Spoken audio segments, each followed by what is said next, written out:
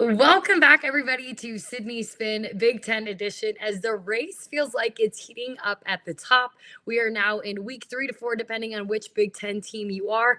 In conference play, Northwestern leads the way at 7-0, the last undefeated team standing in the Big Ten. Right behind them, UCLA at 7-1, and they're going to have the ultimate test against Ohio State, who had an insane matchup last weekend against Indiana, which we are also going to get to shortly. They're at 7-1. Then you have the Wolverines and Oregon both at 6-1. Behind them, Nebraska at 6-2, Ohio State at 6-2. And one thing, while you're watching the Buckeyes this weekend, take note, they right now have 89 program home runs. The record was set in 2015 by Michigan, 118. That's the most home runs ever hit in a Big Ten season. And they're on watch right now with the Big Ten Network about surpassing that this season. But we have to go, while we're talking about home run power, to the one who did it all on Monday against the Buckeyes, led her Indiana Hoosiers to a huge win.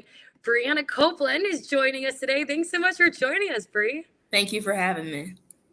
I mean, I can't get over the game stats. I don't know if it's even processed to you what you possibly did on the mound with 13 strikeouts, hitting, going 4 for 4 with 3 home runs. I mean, I hope you took the biggest deep breath after that game. That was crazy. Yes, it was a great deep breath, and just getting on the interview after and the announcers telling me that I had tied the program record of home runs. It was just nice to, understand what I just did. Yeah, and I want to dive into it because let's start with the first home run, because I was watching the game. I was in studio. 3 pitches in, it was like you set the tone right away. You guys didn't have the outcomes you wanted in the first 2 games. How much were you just taking it personal to really get the momentum on your guys' side early? Oh, completely. All the way. I mean, the losses on Saturday just did not feel right. We knew we had a better team. We didn't put up the fight that we wanted to, and just knowing that we had that whole entire Sunday and then Monday, I mean, even we sat around all Monday just thinking about what we could do. And coach told us in a meeting that we only have a few games left as a team, and just going out there as a team. And I just knew that it couldn't just all be me. We have people like Taylor Minnick, Melina, Kinsey, I'll go down our lineup. Everybody is there for us. And just we knew that we could produce, and we just weren't producing Saturday. So Monday we came out with a hot team, and I was just glad with the result. And I love that you mentioned what coach said, because she gave a really sweet interview that I'm not sure if you've been able to see. It was in the 4th inning, and she was talking about your performance, and just they panned to you. You had the biggest smile on your face on the mound, and she said, I just love watching her have joy, because she said players like you are once in a lifetime, that you don't get to coach all the time. And she also echoed your words about how much she's just trying to soak in time with you, the rest of the seniors. How much do you feel that every single time you take the field, that this is one of the last games, and just trying to make the most out of it? Oh, just about every time. I mean, it's hard not to think about it, but then we had that meeting that Sunday night, and she really put it in perspective of how many games I have left, or a possibility of having left. And it's just it's just momentum. I just want to keep going. There's not 16 left. Make it more. It's been a lot to bring in. Just accept. But I'm glad she put it in perspective, because I mean, I came out Monday with a different mindset for sure, and I believe the team did too, because we really showed what we were made of on Monday. So you hit 1 home run. Your team's all rallied behind you. You guys are playing awesome. You hit the second and then the third. I mean, at that point, were you just at an all-time confidence? The ball felt like a beach ball, or how were you able to do it so many times in a row? Well, BP, I had a great session, and usually they say if you have good BP, you're gonna have a bad game. Bad BP, you're gonna have a great game. But I was just I just felt so calm and relaxed at BP, and I was like, the ball's just coming at you. Swing at the ball. Don't try to do more than you have to. And it honestly felt like a beach ball towards the end of the game, and I was like, this is awesome. And I love that you said in the post-game interview, you didn't know that you had tied the record at Indiana. It's 40 home runs, the most ever in a career. You're at 40 and counting. So now there's a record on the line. How excited are you? Or are you not even thinking about hitting number 41? I'm not thinking of trying to hit 41, but I'm glad that I have more games ahead of me to know that I could break it.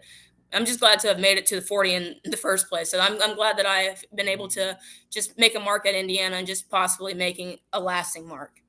Would freshman Brie believe that she's in the footsteps that you are now, with even the record on the line right now tied for it? Definitely not. I definitely didn't think that I would even make it to be an All American. So even setting records is even more mind boggling to me. So I'm just glad to be able to have the opportunity to step on the field with the script on my chest and just earn it, earn every single right that I've gotten and every accomplishment I've earned. Bree, you said something really special in your interview that I wanted to talk more about. You said your junior year, you didn't even know if you were going to play college softball, let alone Division 1, let alone Power 4, playing for the Indiana Hoosiers. How did that come into fruition and taking just believing in yourself that you were able to do so? Yeah, I was a late commit, so I didn't really play. I would say the highest level of softball that you can to get recruited back when I was about 16 was when I joined an actual team, and I just simply didn't get. I didn't commit until November of my junior year. So like I was one of the latest commits you could probably get, and I was like, well, I didn't think that I was going to commit, but then I did. So I was just glad I took that opportunity and just seeing where it's taken me. It's been amazing. I mean, countless interviews, countless games. I mean, I can't say enough. I'm just so thankful. If you could go back and talk to that 16-year-old version of yourself, what would you tell her about the ride she's going to go on? It's gonna be bumpy, but it's so worth the ride. It's like a stomach drop every single time. You don't know what's gonna happen, and it's all worth it. It's all worth it.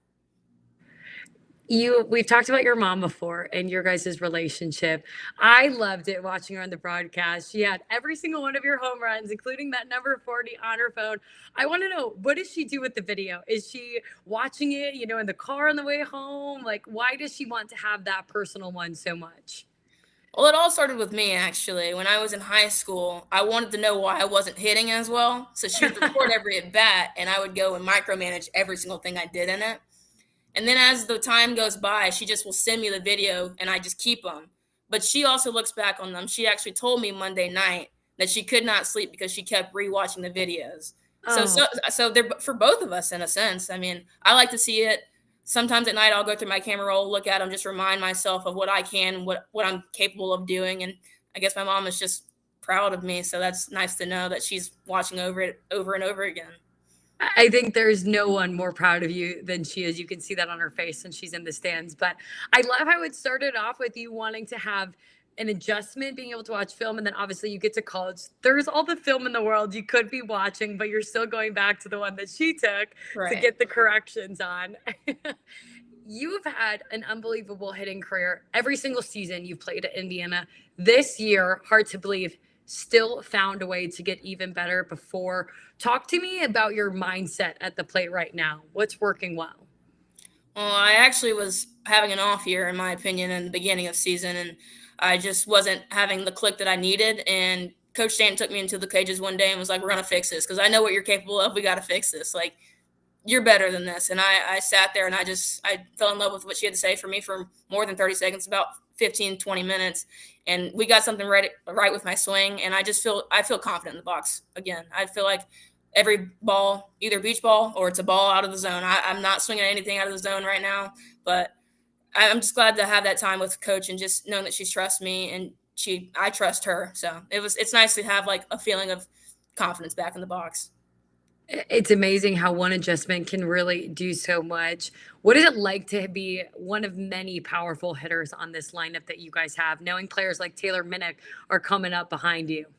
Oh, it's awesome. I mean, back in high school, if you have one at bat, you may not get another depending on the team you play. But like knowing here again, Taylor, Mel, Avery. I mean, go down the lineup. Alex, Allie Van Brandt. I mean, everybody can't be named, but like literally anybody in our lineup. There's nobody that you just can be like, oh yeah, she's out. Like it's awesome to have that just behind my back, and then if I can't get it done myself, I can do it for them in the circle, and they got me on offense. It's amazing to have that behind my back every single game. What's incredible to me is to put some numbers to your lineup. You guys are one of the top three teams right now in the country in terms of batting average. I'm getting ready for your game this Sunday, and the amount of times I wrote hitting 400, hitting 400. I mean, it was unreal whether it was a freshman coming in this season to what you guys are doing as a senior class. Like, What is the hitting mindset right now? Why are you guys seeing so much success? What was the work in the off season? We had a lot of live at bats. I'll tell you that. I feel like it's just us as a team. We do dailies. So like seeing the ball, we bunt, we do slaps, we do ground balls. I mean, just priming our swings, getting ready for any ball thrown at us, and just I guess trusting our past success and preparation because we prepare a lot, and just letting that play out in the ball field because we've done great. I mean, 400. I mean, at least 3 or 4 players I know. Yeah, you guys as a team right now have a 383 batting average. I Wow. mean, it is unreal right now. It's either two or three in the country. You mentioned the live at bats. How frustrating was it also at times? Because you're also on the other side pitching. You're having to throw to these live at bats where you're like, finally, I just need to see somebody else because you guys were so competitive with each other. Oh yeah, it's awesome. I love competing with them. I mean, me and Taylor Minnick, we definitely go at it when we throw. And these past, I think the last one was like the last week of January, and she was like, "It's the last one. Whoever wins wins forever." I think she hit a bomb off me to left field, but it was still a fun. It was fun. It's fun, competitive at bats with us all the I time. love that. It was an all or nothing type of swing. That's what Yeah. she was doing. I want to switch a little bit of this conversation to you on the mound in terms of you are now a leader, not only working on your own craft, but making sure you're giving voice to the underclassmen pitchers that you guys have had really step up as well. How much are you not only focused on your own game, but two, in being able to kind of leave your legacy and your knowledge with the pitchers that will have coming up for years to come? Oh yeah, I try to instill in them as much as I can of just like preparing, just being confident in yourself. I mean, just being loose in the bullpen. Nothing's ever that serious. I mean, softball's just a game we play. It's for fun. Just have fun at practice. Have fun in the bullpen. Have fun at weights. Just have fun anywhere, and just be willing to just let loose and have fun and just do what you know you can do. I mean, every day is not going to be a great day. Every bullpen's not going to be great. I mean, I had a great bullpen yesterday, but tomorrow, today, it may not be great. So just having fun every day and just getting those good moments out of because these 4 years go by so quick. I mean, I would be a freshman in a heartbeat if I could again. Yeah. You've mentioned a few times bullpens and batting practice. It almost seems like no matter what happens in them, that doesn't phase you to when you come in a game. Would you agree with that? Yes. Is that something that you've had to learn over time? Have you always had that type of mindset? Because for a lot of players, it can get into their head and they have to make sure, they finish on really good swings or really good pitches. Yeah, I think the other day I had a batting practice and I finished on a rollover ground ball.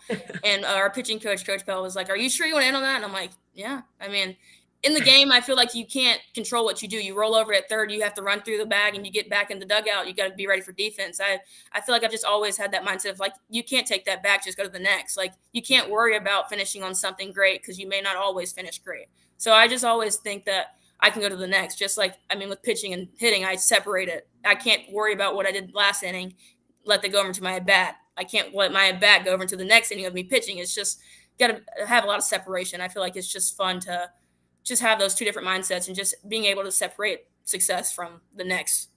And so often that short-term memory leads to success. And while you mentioned you separate those two, and I should say three because you also play the infield, how much do you also think it helps you with having that pitching knowledge?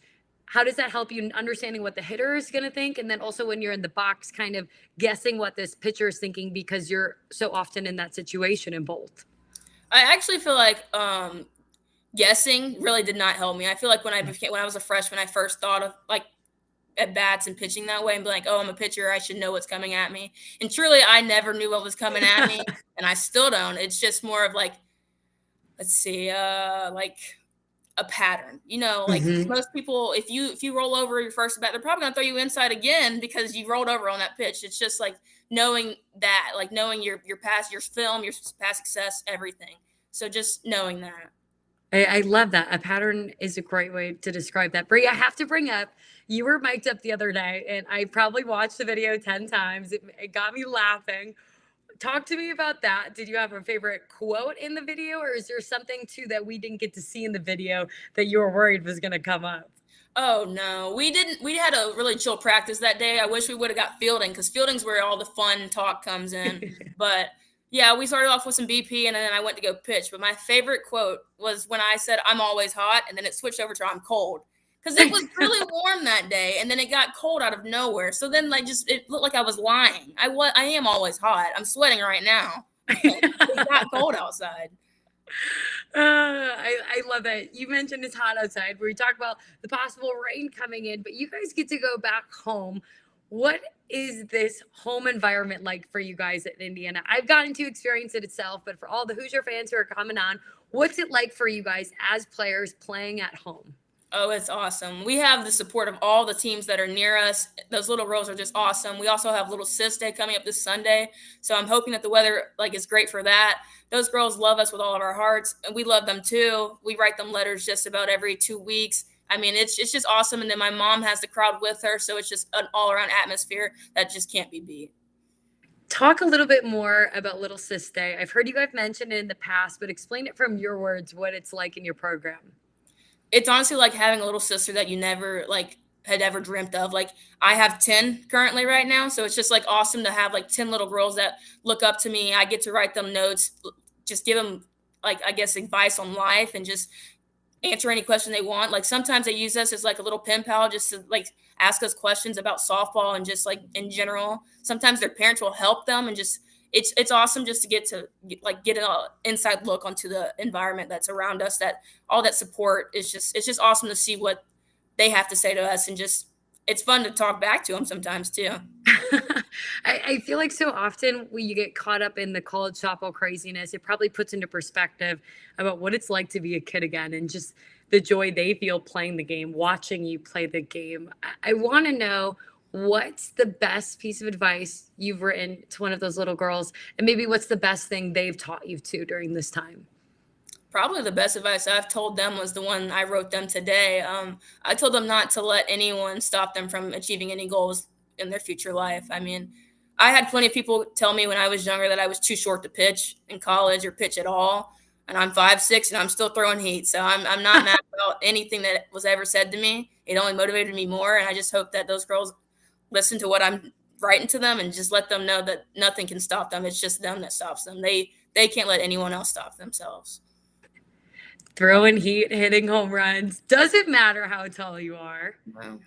What have they shown you or taught you? Have they just kind of allowed you to put things into perspective? They've taught me that the little things in life matter. I mean, there was one time I got a penny somehow in one of my letters, and I was like, I'll keep this penny. I mean, that penny probably meant a lot to that girl, and I was like, I'm gonna keep this penny. And they sometimes make us bracelets. I wear those all the time until they break off my arm, because I just know how much it means to them if they are sitting in the stands and they see me wearing that bracelet. I just know that the little things matter so much. Yeah, that's so special. You guys have such a rich tradition at Indiana, largely due to how long Coach Shauna Stanton has been there. Talk to me about your relationship with Coach. What has she meant to you throughout this journey? Like I always say, she's been a second mom.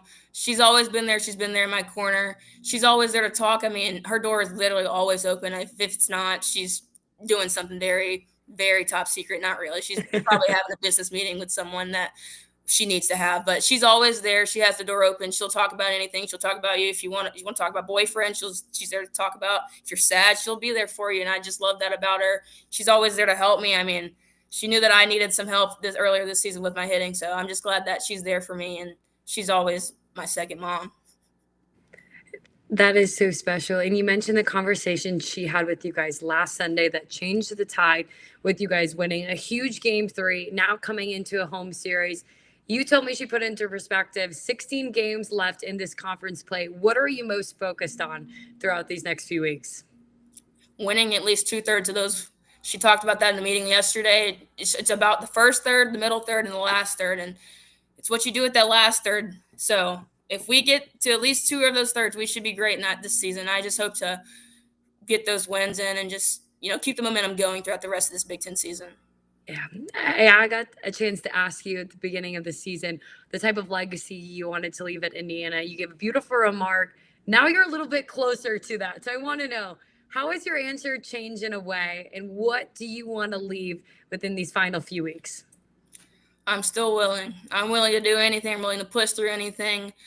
Coach tested me a few times earlier this season, and she was like, "Are you really willing?" And it's really made me shift my thinking, and I know what it takes to be willing now, and just changing everything and not fighting everything that comes my way and just giving love and just receiving it, just not even just like pushing and making it to where I think at first my definition was just what I'm willing to do, but it's truly I have to be willing to do things. So I'm just glad to still be willing, but in a deeper sense.